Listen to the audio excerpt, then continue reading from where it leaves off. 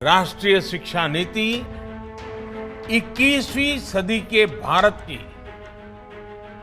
नए भारत की फाउंडेशन तैयार करने वाली है।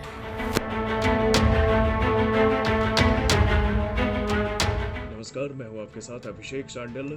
तो आज हम जो आपसे बात करने जा रहे हैं वो 2020 में लागू नई शिक्षा नीति को लेकर है, जिसमें कहा गया है कि अब छात्रों को, स्टूडेंट्स को पढ़ाई के साथ साथ अब उन्हें स्किल डेवलपमेंट पर भी ध्यान देना होगा ताकि उनके कौशल विकास पर भी ध्यान दिया जा सके। तो केंद्र की मोदी सरकार ने इस नई शिक्षा नीति को लागू किया है। जैसा कि आप सभी को मालूम है कि 1986 में एक ड्राफ्ट तैयार किया गया था जिसमें राष्ट्रीय शिक्षा नीति को बनाया गया था, जिसके बाद 1992 में उसमें अपडेट किया गया, संशोधन किया गया, जिसके बाद अब 2020 में नई शिक्षा नीति को लागू किया गया है।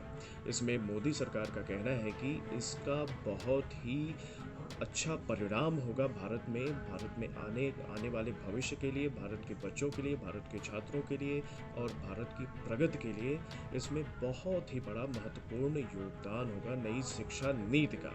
तो चलिए अब हम आपको बताते हैं कि आखिर इस नई शिक्षा नीति में क्या है। इस नीति के तहत जरूरी नहीं कि इसे लागू ही कर दिया जाए, क्योंकि शिक्षा एक समवर्ती विषय है जिसे लागू करने के लिए प्रदेश और केंद्र सरकार दोनों का योगदान जरूरी है, तभी कानून को लागू किया जा सकेगा। सरकार खुद मानती है कि इसको पूरे तरीके से लागू करने में 2040 तक का वक्त लग सकता है, लेकिन इसकी कुछ नीतियों को, इसके कुछ सुझावों को अगले कुछ दिनों में लागू किया जा सकता है, जिसमें साल भर तक का भी वक्त लग सकता है। राष्ट्रीय शिक्षा नीति 2020 में इस बात का पूरे तरीके से ध्यान रखा गया है कि किसी भी पृष्ठभूमि से आने वाले छात्रों को आने वाले समय में एक अच्छी शिक्षा का प्रबंध उनके लिए किया जा सके, ताकि उनकी शिक्षा की गुणवत्ता काफी ऊंची हो।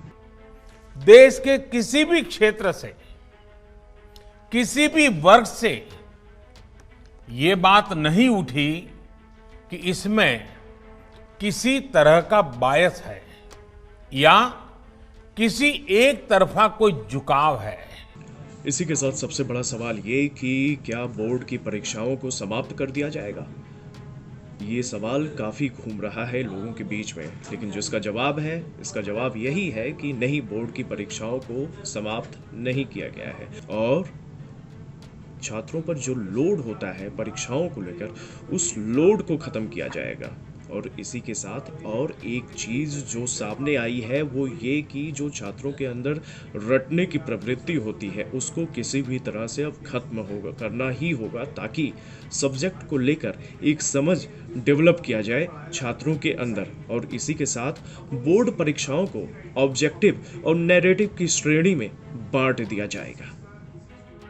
नई शिक्षा नीति के तहत कक्षा 3, 5 एवं 8वीं में भी बोर्ड की परीक्षाएं होंगी। और इसी के साथ नई शिक्षा नीति में जो नई बात की गई है वो ये है कि अब 10+2 की जगह 5+3+3+4 के अनुसार ही शिक्षा दी जाएगी। पहला सवाल, स्थानीय भाषा पर फोकस कैसे होगा?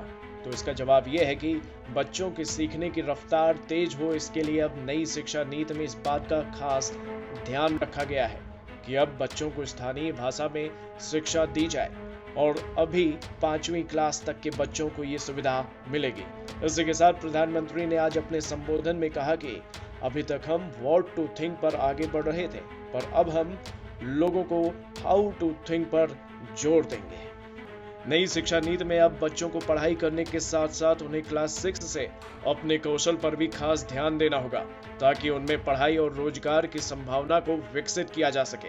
पर यह आसान काम नहीं होगा, क्योंकि इसमें महत्वपूर्ण बात यह है कि हमें जल्द से जल्द देश में इस लायक टीचर तैयार कर लेने होंगे, ताकि वो बच्चों के वोकेशनल स्टडीज पर खास मदद दे सकें।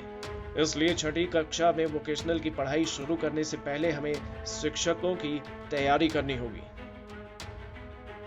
भारत सरकार ने 34 साल बाद नई शिक्षा नीति को मंजूरी दी है। कई बड़े बदलाव किए गए हैं।